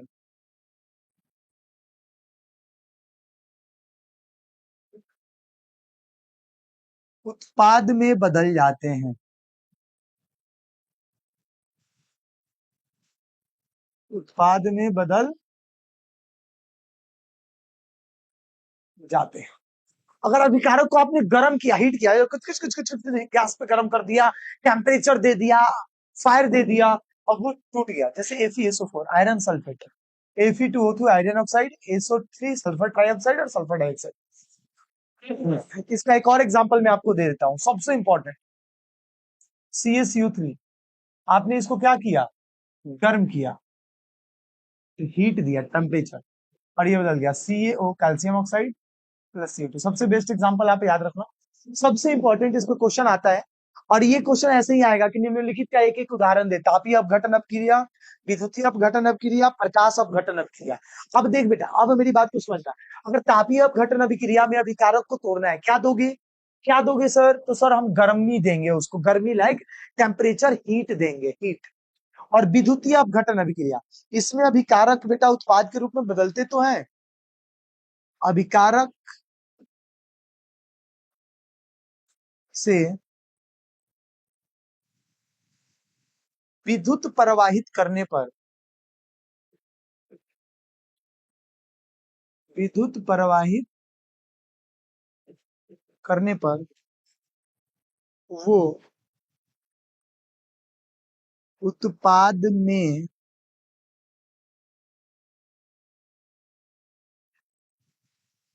बदल जाते हैं। यानी अभिकारक से तुमने इलेक्ट्रिक पास किया और वो इलेक्ट्रिक पास करते ही प्रोडक्ट में बदल जाते हैं, टूट जाते हैं, ब्रेक डाउन हो जाता है। अभिकारक से विद्युत प्रवाहित करने पर वो टूट कर उत्पाद में बदल जाते हैं। टूट कर लिख लो, टूट कर बहुत अच्छा फील होगा, टूट कर। अब यहाँ पे इनको तोड़ने में कौन कारण है? इलेक्ट्रिसिटी। तो जब विद्युत धारा देने से टूटेंगे तो विद्युतीय वियोजन, और जब गर्मी देने पर यानी हीट देने पर टूटेंगे तो तापीय वियोजन। और दोनों के एग्जाम्पल आपको लिख रहा है, एग्जाम्पल यही है, याद करना इंपॉर्टेंट यही है कि H2O, H2O बेटा, H2O को जब मतलब वाटर में जब इलेक्ट्रिसिटी पास किया तो ये हाइड्रोजन और ऑक्सीजन में क्या हो गया? ब्रेक हो गया। और तीसरा आता है प्रकाशीय विद्युतीय वियोजन। प्रकाशीय विद्युतीय नहीं, प्रकाशीय वियोजन बस। यानी जब हम इसे अभिकारक, अभिकारक सूर्य की उपस्थिति में,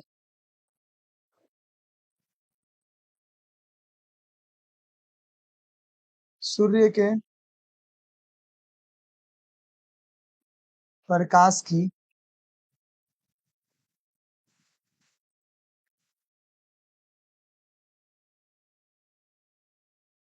उपस्थिति में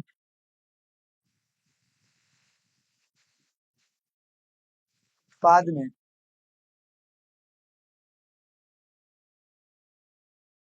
बदल जाता, यानी अभिकारक को सनलाइट दे दिया, जैसे सिल्वर क्लोराइड, तो सनलाइट के प्रेजेंस में रखा Ag+Cl2 बन गया, सिल्वर और क्लोरीन अलग अलग हो गए। पहले सिल्वर क्लोराइड साथ साथ थे, तो इसे बोलते हैं प्रकाशीय वियोजन। क्या बोलते हैं बेटा? प्रकाशीय वियोजन। एक एग्जांपल और ले लो, 2Ag, बियर पीजिएगा, AgBr मतलब सिल्वर ब्रोमाइड, बियर नहीं पिलाना, सिल्वर ब्रोमाइड। क्या बनेगा भाई? 2Ag+Br2। क्लियर? क्लियर हो गया? अब देख भाई, तापीय अपघटन अभिक्रिया क्या है? यानी कि अभिकारक को हीट दो, हीट दो, बदल गया उत्पाद। तापीय वियोजन। विद्युतीय वियोजन क्या है? अभिकारक को करंट पास कर दो करके, अब वो उत्पाद में बदल गया, तो विद्युतीय वियोजन।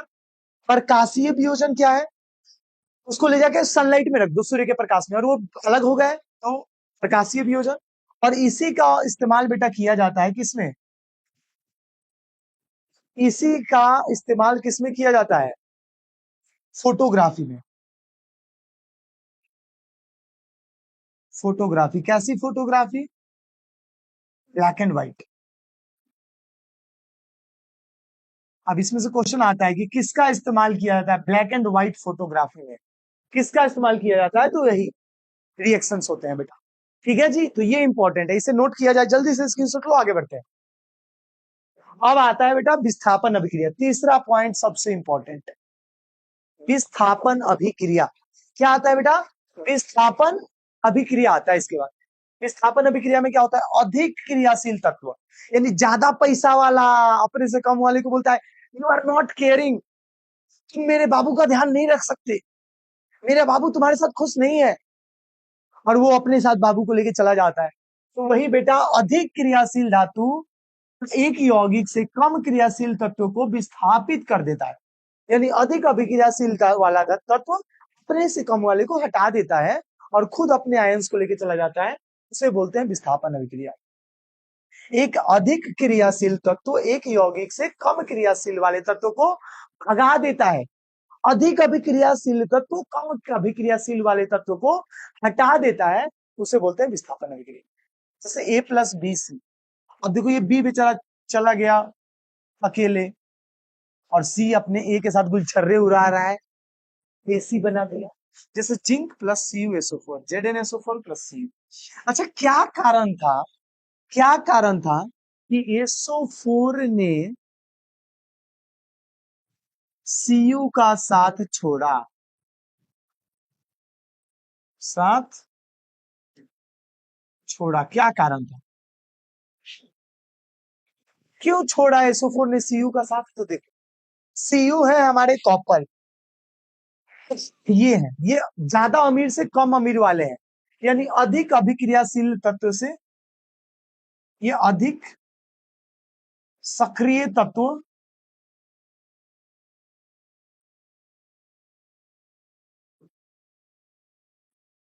से कम सक्रिय तत्व की श्रेणी है।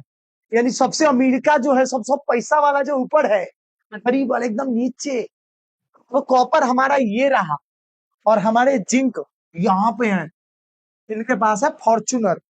अब बेचारा हमारा SO4 ने कॉपर का साथ क्यों छोड़ा? क्योंकि SO4 को कॉपर ले जाएगा साइकिल पे, साइकिल पे ले जाके बोलेगा कि चलो बाबू पिज्जा खा लो, सब लोग देख रहे हैं। लेकिन हमारा जिंक बोलेगा अपनी गाड़ी लाके, अपनी थार लेकर आएगा, बोलेगा SO4 चलो पिज्जा खाते हैं थार में बैठ के। अब सब SO4 को पता है कि यार ज्यादा कुछ मेरे को जिंक रखेगा, because zinc is more reactive, ज्यादा अभिक्रियाशील तत्व है। SO4 ने कॉपर का साथ क्यों छोड़ा? क्योंकि SO4 को कोई और मिल गया, SO4 को Zn मिला। कौन मिला? Zn मिला। इसीलिए ये क्या है, अमीर है भाई। अमीर बोले तो, अमीर बोले तो अधिक अभिक्रियाशील है भाई। अमीर बोले तो अधिक अभिक्रियाशील है। किससे अभिक्रियाशील है? कॉपर से। यही कारण है जिंक के साथ SO4 चला गया, कॉपर अकेला रह गया। जब विस्थापन अभिक्रिया में क्या होता है, अधिक अभिक्रियाशील तत्व कम वाले को मार के झाव पर भाग यहां से और भटा देता है, और किसी और के साथ अपना सिस्टम बैठा लेता है। अब बेटा एक एग्जांपल और दे दूं आपको, एक एग्जांपल और दे दूं। जैसे कि CuSO4 के पास, CuSO4 में आयरन की जब ब्लेड डालते थे, याद है आपको? याद है? कॉपर सल्फेट के सॉल्यूशन में जब आयरन का कील डालते थे, याद नहीं है तो मैं आपको दिखाऊंगा। मैं आपको बता दूं जरा, तो कितना गंदा गाया था मैंने। चलो, कॉपर सल्फेट का रंग नीला था, लेकिन उसे पीला होना है, मतलब पीला नहीं, उसे हरा होना है। उसकी हाथों में किसी और की मेहंदी लगनी है, भाई किसी और की मेहंदी लगी है, तो आयरन आया, और आयरन ने इसके हाथ को नीले से हरा कर दिया, और बनाया आयरन सल्फेट, कॉपर बेचारा अकेला। आप देखो, देखो ये फिर चीजें मिली आपको, ये आपको फिर चीजें मिल गई बेटा। बिकॉज कॉपर देखो ये रहा, आयरन बेटा देख कहाँ पे, आयरन देख कहाँ पे, मैं दिखाता हूँ तेरे को। जिंक के ऊपर है, नीचे है। जिंक से तो कम गरीब है थोड़ा, लेकिन कॉपर से तो अमीर ही है, तो ये बनाएगा FeSO, और इसे हरा हरा कर देगा, और कॉपर बेचारा अकेला सिंगल रह जाएगा। तो क्या होता है बेटा विस्थापन अभिक्रिया में, ज्यादा अभिक्रियाशील वाले कम वाले को हटा देते, सिंपल। अब आता है द्विविस्थापन।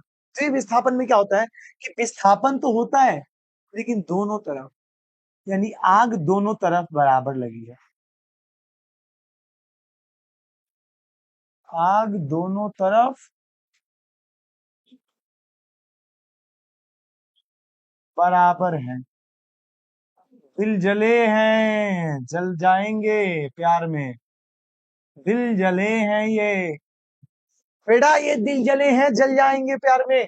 दोनों तरफ आग बराबर है, NaCl, Na plus Cl minus, Ag plus NO3 minus. अभी ये NaNO3 के साथ जाएगा, AgCl के साथ जाएगा, दोनों तरफ आपस में ऐसे एक्सचेंज करेंगे अपने आयंस को, ऐसे एक्सचेंज करेंगे अपने आयंस। Na के साथ NO3, Cl के साथ AgCl, सिल्वर क्लोराइड, दो यौगिक अभिक्रिया करते हैं। इसमें दो यौगिक अभिक्रिया करते हैं, अपने आयनों का आदान प्रदान करते हैं, अपने आयंस उसे देते हैं, उसके आयंस को अपने साथ लेकर आते हैं, और एक नए यौगिक का निर्माण करते हैं, उसे हम बोलते हैं विस्थापन अभिक्रिया। द्विविस्थापन, सॉरी द्विविस्थापन। विस्थापन में क्या हो रहा था, अधिक मजबूत वाले को झापर मार के हटा रहा था। तो विस्थापन में दोनों ठीक ठाक है, आयंस एक्सचेंज हो रहे हैं। एक ऐसी रासायनिक अभिक्रिया जिसमें आयनों का आदान प्रदान होता है और नए यौगिक बनते हैं, उसे हम बोलते हैं द्विविस्थापन अभिक्रिया। उसे क्या बोलते हैं बेटा, द्विविस्थापन अभिक्रिया। जैसे ये आपको दिख रहा है। अब ये एग्जांपल आपको मैंने दिखाया था, दो महत्वपूर्ण द्विविस्थापन अभिक्रिया। अब देख, द्विविस्थापन अभिक्रिया में अगर आयनों के आदान प्रदान के बाद, आयनों के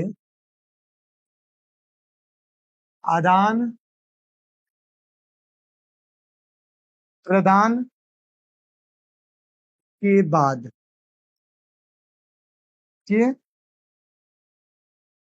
के बाद ठोस अवक्षेप बन जाए तो उसे हम अवक्षेपण अभिक्रिया कहते हैं।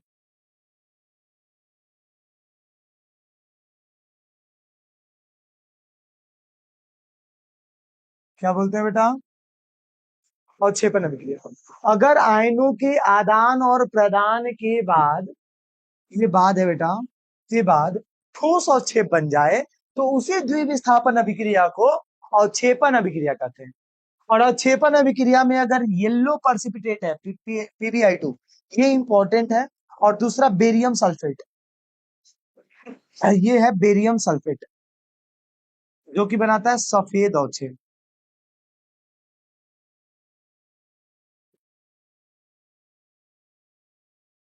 सफेद अवक्षेप। अगर PbI2 है तो पीला अवक्षेप, और BSO4 है तो सफेद अवक्षेप। द्विविस्थापन अभिक्रिया को ही बोलते हैं अवक्षेपण अभिक्रिया। लेकिन द्विविस्थापन में भी आयनों का आदान प्रदान होता है और अवक्षेपन में भी आयनों का आदान प्रदान होता है। लेकिन द्विविस्थापन में क्या नहीं बन पाता, ठोस अवक्षेप नहीं बनता सर। अगर ठोस अवक्षेप बन गया, पीला बन जाए, सफेद बन जाए, उसे बोलते हैं अवक्षेपण अभिक्रिया। क्या बोलते हैं विद्यार्थी, अवक्षेपण अभिक्रिया। आगे बढ़ते हैं। अगला आता है ऑक्सीकरण। ऑक्सीकरण, देख बेटा, इलेक्ट्रॉनों की हानि होती है इसमें, यानी ऑक्सीजन की प्राप्ति होती है इसमें, यानी हाइड्रोजन की हानि होती है इसमें। ऑक्सीकरण एक ऐसा अभिक्रिया है जिसमें ऑक्सीजन कम और हाइड्रोजन गो, ये ध्यान रखना बच्चा। ऑक्सीकरण में ऑक्सीजन आएगी, कम एयर, हाइड्रोजन जाएगी, गो देयर। समझ में आ रहा है, ठीक है। अब देखो, जैसे उदाहरण में ये आयरन अकेला, लोहा किस दिन के बाद बेचारा चमक रहा है, चमक चमक सा चमकू मैं, चमक चमक से चमकू मैं। तो आयरन के बेचारा मुलाकात होती है ऑक्सीजन के साथ, भाई ऑक्सीजन कुछ दिन बाद बोलता है ओ माय बेबी, और ऑक्सीजन को खूब बेटा प्यार करेगा। और उसके बाद आयरन में धीरे धीरे धीरे धीरे जंग लग जाता है, iron oxide, FeO, iron oxide हो जाता है। अब यहाँ आयरन अकेला था, कोई था उसकी जिंदगी में, आयरन की जिंदगी में कोई था। अब ऑक्सीजन आया, अब आयरन की जिंदगी में ऑक्सीजन की एंट्री हुई, यानी आयरन ने ऑक्सीजन की क्या की, प्राप्ति की। तो इस अभिक्रिया को बोलते हैं ऑक्सीजन। ऐसी अभिक्रिया जिसमें किसी तत्व के साथ ऑक्सीजन जुड़ जाए, ऑक्सीजन जुड़ जाए, जब तुम्हारे नाम के साथ उसका नाम जुड़ जाए बेटा, उसी तरह एलिमेंट्स के साथ अगर ऑक्सीजन जुड़ जाए तो उसे हम ऑक्सीकरण कहते हैं। या तो हाइड्रोजन चली जाए, ठीक है, जैसे कॉपर यहाँ अकेला था और इसकी जिंदगी में ऑक्सीजन आ गया तो ये बनाया कॉपर ऑक्साइड। और जिसकी जिंदगी में ऑक्सीजन आ जाता है ना बेटा, उसे, जैसे कॉपर की जिंदगी में ऑक्सीजन आ गया, कॉपर की जिंदगी में ऑक्सीजन आ गया तो उसे हम बोलते हैं रिड्यूसिंग एजेंट। क्या बोलते हैं, रिड्यूसिंग एजेंट। अब सर यहाँ पे ऑक्सीकरण एजेंट क्या है ये समझा दो। देख, वह पदार्थ जो अन्य पदार्थों को ऑक्सीजन ऑक्सीकरण कराता है, जो तुमसे, मेन बात है, मान लो कि तुम किसी को लाइक कर रहे हो और तुम उसके मुंह पे जाके नहीं बोल सकते हो कि I like you so much. तुमने किसी लड़की को पकड़ा, बोला कि तू मेरे मैसेज ना उसको बोल कि मैं तुझे पसंद करता हूँ। अब वो लड़की जाके उस लड़की को बोलती है कि ये जो लड़का जो है ना, ये भटूरे जैसी शक्ल वाला ये जो लड़का है, वो तेरे को लाइक करता है। तो वो लड़की ने उस लड़के को और इस लड़की को मिलाने की प्रयास की। यानी एक जो लड़की है वो तुम्हारे छोले कुलचे जैसी शक्ल को उस लड़की से मिलवा रही है ना। तो तुम उससे मिल रहे हो, तुमसे उसकी मुलाकात हो रही है, लेकिन मुलाकात कौन करवा रहा है? मुलाकात कौन करवा रहा है? तुम्हारी दोस्त, जो तुम्हारी फ्रेंड है वो करवा रही है किसी और लड़की से तुम्हारी बात। तो वो कहलाएगी ऑक्सीकरण एजेंट। उसको क्या मिल रहा है? उसको तो कुछ नहीं मिल रहा। वो तो एक एजेंट है जो दो जोड़ों को मिलाने का काम कर रहा है। जैसे हमारे पंडित जी लोग करते हैं, दो जोड़ों को आपस में शादी करवाने का काम करते हैं, वही है ऑक्सीकरण एजेंट। वो पदार्थ जो अन्य पदार्थों को ऑक्सीकरण करता है, तो स्वयं अपचयित हो जाता है। स्वयं बेचारा, स्वयं वो नहीं बोल पा रहा है तुमसे कुछ, स्वयं को छोड़कर तुमको ऑक्सीकरण दिला रहा है, यानी तुमको ऑक्सीजन दिलवा रहा है। उसे हम बोलते हैं ऑक्सीकरण कारक। ऑक्सीडाइजिंग एजेंट क्या कहता है? जो दूसरों को ऑक्सीजन दिलाए। तुझे ऑक्सीजन चाहिए, ले ले, मेरे को कुछ नहीं चाहिए। वो कहलाता है ऑक्सीकरण। ऑक्सीकरण में क्या होता है? ऑक्सीजन आता है, हाइड्रोजन जाता है। देख बेटा, तांबे की पाउडर को चीनी मिट्टी के बर्तन में गर्म किया गया। रासायनिक अभिक्रिया के अभिकारक और उत्पाद का रंग बताइए। तांबे के पाउडर यानी कॉपर के पाउडर को गर्म किया ऑक्सीजन के साथ, यानी संपर्क हुआ, और ये बनाया कॉपर ऑक्साइड। बोल रहा है प्रक्रिया के लिए समीकरण लिख दिया। बैलेंस करना है, ले भाई बैलेंस कर दिया। बोल रहा है रासायनिक अभिक्रिया में अभिकारक और उत्पाद का रंग। तो कॉपर का रंग कैसा होगा भाई? रेडिश ब्राउन, यानी लाल भूरा। याद रखना बेटा, कॉपर का कलर होगा लाल रंग का, भूरा मतलब हल्का लाल और भूरा होगा। और कॉपर ऑक्साइड का रंग कैसा होगा? काला, ब्लैक कलर हो जाता है। The colour of copper oxide is black. ऑक्सीकरण अगर आप पूछे तो क्या कहोगे? ऑक्सीकरण एक ऐसी अभिक्रिया है जिसमें किसी तत्व के साथ ऑक्सीजन जुड़ जाए, ऑक्सीकरण कहलाता है। और ऑक्सीकरण एजेंट किसे कहते हैं? जो किसी और को ऑक्सीजन दिलाने में मदद करते हैं, किसी और को दिलवा देंगे, जिनकी वजह से तुम्हें ऑक्सीजन मिल रही हो। समझ गए? क्लियर? अब देखो भाई, अब आता है अपचयन। अपचयन अभिक्रिया, इसे अवकरण भी बोलते हैं। अवकरण अभिक्रिया क्या बोलते हैं भाई? अवकरण अभिक्रिया। अवकरण अभिक्रिया क्या है? इलेक्ट्रॉनों का लाभ, यानी ऑक्सीजन गो, हाइड्रोजन कम। यानी ऑक्सीजन गो हो जाता है, हाइड्रोजन कम हो जाता है। उसे हम बोलते हैं, या तो ऑक्सीजन गो हो जाएगा, या तो ऑक्सीजन जाएगी नहीं तो हाइड्रोजन आएगी। उसे हम बोलते हैं अपचयन अभिक्रिया। जैसे कि कॉपर ऑक्साइड, यहाँ कॉपर की जिंदगी में कौन था? ऑक्सीजन। अब कॉपर की जिंदगी से ऑक्सीजन चली गई, यानी यहां हो गया लॉस ऑफ ऑक्सीजन। और हाइड्रोजन की जिंदगी में ये आ गई। तो जब ऑक्सीजन, लॉस ऑफ ऑक्सीजन हुआ तो अवकरण अभिक्रिया कहलाएगा। बोलो कि हाइड्रोजन की जिंदगी में ऑक्सीजन भी तो आ रही है, यानी गेन ऑफ ऑक्सीजन भी तो हो रहा है। कोई दिक्कत नहीं है, ऑक्सीजन का गेन हो रहा है। यहाँ लॉस ऑफ ऑक्सीजन हो रहा है, यानी यहाँ पे हो रहा है कौन सी अभिक्रिया? अपचयन। अब यहाँ पे बेटा आता है अपचायक एजेंट। ये वो एजेंट होते हैं जो अन्य पदार्थों को अपचयित कर सकता है तथा स्वयं ऑक्सीकृत हो जाता है, उसे अपचायक कहलाते हैं, यानी इसे बोलते हैं रिड्यूसिंग एजेंट। रिड्यूसिंग एजेंट जो खुद ऑक्सीकृत हो जाए, जिनको ऑक्सीजन मिल जाए। जैसे यहाँ पे रिड्यूसिंग एजेंट कौन हुआ? यहाँ रिड्यूसिंग एजेंट हुआ कॉपर। कॉपर अकेला था, कॉपर की जिंदगी में अब ऑक्सीजन है, अब कॉपर ने अपने आप को ऑक्सीकृत किया, तुम्हें लग रहा है ऑक्सीकृत कोई और किया, ये रिड्यूस कर लिया अपने आप को, कॉपर खुद को ऑक्सीजन में बदल दिया। यानी जिसके साथ ऑक्सीजन जुड़ेगा रिड्यूसिंग एजेंट, और जिसके साथ ऑक्सीजन नहीं जुड़ेगा वो ऑक्सीडाइजिंग एजेंट। सिंपल बात है। ऑक्सीकारक एजेंट किसे कहते हैं? जिसके आने के कारण किसी और को ऑक्सीजन मिल जाए। समझ लो, जिसके आने से किसी और को ऑक्सीजन मिल जाए, ऑक्सीकरण एजेंट कहलाता है। और जिसको ऑक्सीजन मिले उसे अपचायक एजेंट। कौन सा एजेंट बोलते हैं? जिसको ऑक्सीजन मिल जाए, जिसको ऑक्सीजन मिले। जैसे copper plus oxygen, copper oxide. यहाँ कॉपर को मिला ना ऑक्सीजन, कॉपर को ही तो मिला ऑक्सीजन, तो इसे बोलेंगे अपचायक एजेंट। कॉपर को क्या बोलेंगे?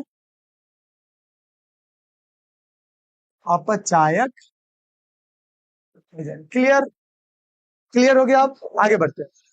अब सुनो, अपचायक में क्या होता है, अपचयन में क्या होता है? ऑक्सीजन जाता है, हाइड्रोजन आता है। ऑक्सीडेशन यानी ऑक्सीकरण में क्या होता है? ऑक्सीजन आता है, हाइड्रोजन जाता है। ये ध्यान रखना बेटा। अब आता है रेडॉक्स अभिक्रिया।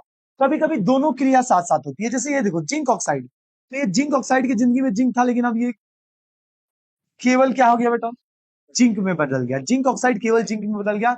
यहाँ पे हो गया loss of oxygen, loss of oxygen. Loss of oxygen को बोलते हैं बेटा, लॉस ऑफ ऑक्सीजन को बोलते हैं अपचयन। क्या हो गया, अपचयन। और यहाँ कार्बन अकेला था, ये देखो सीओ बदल गया। यहाँ पे हुआ ऑक्सीजन का लाभ, ऑक्सीजन का लाभ, इसको बोलते हैं ऑक्सीकरण, ऑक्सीकरण। तो देख बेटा, कुछ समीकरण ऐसे होते हैं जिसमें ऑक्सीकरण और अपचयन, अपचयन बोले तो अवकरण, अवकरण। वैसे अभिक्रिया जिसमें अवकरण ऑक्सीकरण, वैसे रासायनिक अभिक्रिया जिसमें ऑक्सीकरण और अपचयन बोले तो अवकरण एक साथ होते हैं, रेडॉक्स अभिक्रिया कहलाता है। क्लियर हो गया। ऑक्सीडेशन में केवल ऑक्सीजन आता है, चेन में ऑक्सीजन जाता है, जिसमें दोनों आए जाए, आए जाए। इसकी जिंदगी में ऑक्सीजन चली गई और इसकी जिंदगी में आ गई, तो उसे बोलते हैं रेडॉक्स अभिक्रिया, रेडॉक्स अभिक्रिया। यहाँ एग्जांपल देखो, कॉपर की जिंदगी से लॉस हो गई, कॉपर बन गया, और हाइड्रोजन की जिंदगी में इन हो गया। तो दोनों क्रिया जब साथ साथ हो बेटा, तो उसे बोलते हैं अपचयन, यानी रेडॉक्स अभिक्रिया, सॉरी रेडॉक्स अभिक्रिया। अब अगला हमारा टॉपिक आता है संक्षारण, जिसका उतना ज्यादा वेटेज तो नहीं है, बट हम आपको बता के चल रहे हैं। संक्षारण, देख विद्यार्थी, संक्षारण क्या होता है? संक्षारण का मतलब होता है कि पर्यावरण के साथ रासायनिक अभिक्रियाओं के कारण, यानी कोई भी मेटल, कॉपर हो गया, एल्यूमिनियम हो गया, जिंक हो गया, लोहा तो सबसे इंपॉर्टेंट, उसको तो स्पेशल रस्टिंग ही कहा जाता है। तो पर्यावरण के साथ रासायनिक अभिक्रियाओं के कारण पदार्थों का धीमा और क्रमिक विनाश, मतलब धीरे धीरे खत्म होता है। जहाज देख रहे हो, ये जहाज जब होगा तो एकदम मस्त टकाटक होगा। आज देखो इसके रंग में, देखो कैसे कैसे कैसे कैसे कलर हो रहा है, कैसे ये धीरे धीरे इसका विनाश ही तो हो रहा है। तो देख बेटा, पर्यावरण के साथ रासायनिक अभिक्रियाओं के कारण, यानी पर्यावरण के साथ वो रासायनिक अभिक्रिया कर रहा है, कुछ तत्व है ना, वो पर्यावरण से मिल रहा है, धीरे धीरे उसका विनाश हो रहा है, खत्म होता जा रहा है। तो उसे ही संक्षारण कहते हैं। जैसे लोहे में जंग का लगना, पानी और ऑक्सीजन लोहे के संक्षारण में योगदान देते हैं, लोहे को खराब करने में, बर्बाद करने में। जैसे आपको बर्बाद करने में कुछ लोगों का हाथ होगा, होगा ना, उसी तरह लोहे को बर्बाद करने में पानी और ऑक्सीजन का योगदान होगा। ठीक है, कैसे रोकथाम करेंगे? तो बिजली से धातु चढ़ाने की क्रिया। तब मुझे पता है ऑक्सीजन जो है वो आयरन को लाइक करता है, हमें पता है। हमने आयरन के ऊपर न कुछ करके इलेक्ट्रोप्लेटिंग कर दिया, यानी कुछ और धातु का परत चढ़ा दिया। अब ऑक्सीजन आया तो लोहे से इलू इलू करने, लेकिन उसको ऑक्सीजन लोहा दिख ही नहीं रहा।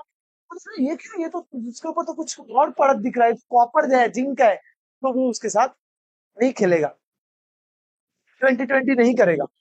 बिजली से धातु की बचाने की प्रक्रिया, जंग लगने से बचाने के लिए लोहे पर जिंक की परत चढ़ा दो। अब ऑक्सीजन में आएगा ना जब लाइन मारने इस पे, तो उसको लोहा मिलेगा ही नहीं, उसको तो मिलेगा जिंक, और जिंक को प्यार करता नहीं है, तो यही कारण लोहा हमारा बच जाएगा।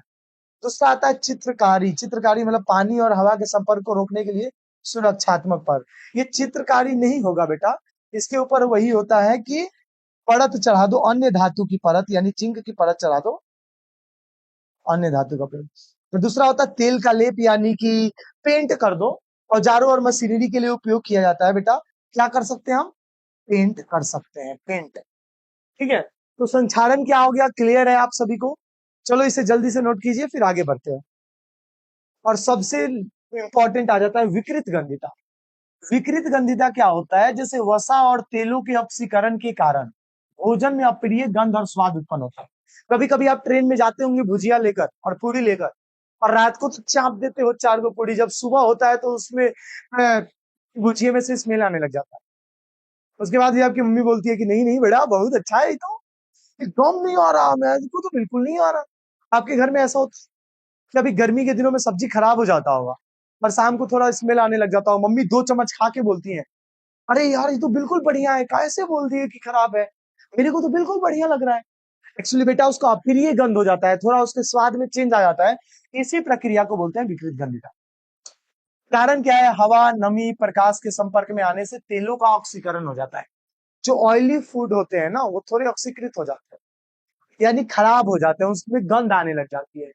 रोकथाम कैसे करेंगे? यौगिक जो ऑक्सीकरण को रोकते हैं, बीएचए, बीएसटी, यानी ये एंटीऑक्सीडेंट होते हैं जो ऑक्सीकरण होने से रोकेंगे। यानी मेन भोजन का इसके साथ चक्कर चल जाता है ऑक्सीजन के साथ, अभी ऑक्सीजन से मिलने से रोकेंगे, इसे बोलते हैं एंटीऑक्सीडेंट। एंटीऑक्सीडेंट क्या क्या है, वो पदार्थ होते हैं जो ऑक्सीजन से मिलने से रोकते हैं। दूसरा आता है परसीतन, यानी ऑक्सीकरण प्रक्रिया को धीमा कर देता है। अब ये जो ऑक्सीकरण होता है उसको स्लो कर देता है। तीसरा आता है वैक्यूम पैकिंग, यानी ऐसी पैकिंग करो कि हवा का संपर्क ही ना हो, तो भोजन बच जाएगा। समझ में आ रहा है? तो ये प्रक्रिया है विकृत गंधिता की, यानी अब ये क्वेश्चन आता है कि जब हम भोजन या तेल वाले चीजों को लंबे समय तक रखते हैं तो उसके स्वाद में कमी क्यों आ जाती है? क्योंकि उसका चक्कर हवा, नमी और प्रकाश में आने से सबके साथ चक्कर चलता है और उसके स्वाद में कमी आ जाती है। रोकथाम कैसे करोगे? तो ये चीजें यूज करो। तो इसी के साथ बेटा मुझे लग रहा है चैप्टर हो गया खत्म, और हमने फाइनली हिंदी मीडियम में रासायनिक अभिक्रिया और समीकरण को कर लिया है खत्म। तो अगर अभी तक आपने चैनल को नहीं किया सब्सक्राइब, तो बेटा ये तो बिल्कुल गलत बात है। कर लो, चैनल को सब्सक्राइब कर दो, अपने सारे हिंदी मीडियम दोस्तों के बीच में शेयर। मिलते हैं जल्दी अगले वीडियो में, बाय बाय।